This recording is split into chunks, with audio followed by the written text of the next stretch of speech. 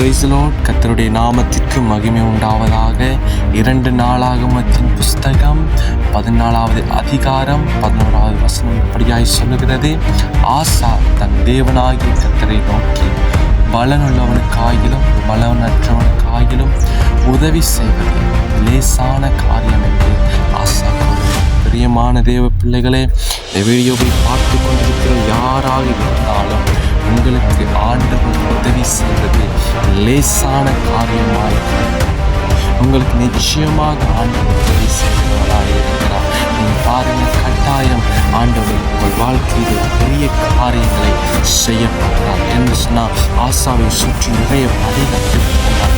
ஆனால் இவனிடத்தில் இருந்தது கொஞ்சம் படைதான் இருந்தது. ஆனால் ஆண்டவர் உங்களோடு இருந்தால், பலனற்றவனாய் இருந்தாலும் பலன் உள்ளவனாய் இருந்தாலும் உனக்கு உதவி செய்வது லேசான காரியம் என்று காலை எழுந்து ஆண்டவர் உங்களை பார்த்து சொல்கிறார். தேவ பிள்ளைகளே, நீங்கள் ஒன்றுக்கும் பயப்படாதீர்கள், ஒன்றுக்கும் கலங்காதீர்கள். தேவன் உங்களை கொண்டு செய்கிற காரியங்கள் அது பயங்கரமாக இருக்கும். அது அநேக ஆயிரங்களுக்கு ஆசீர்வாதமாக இருக்கும்.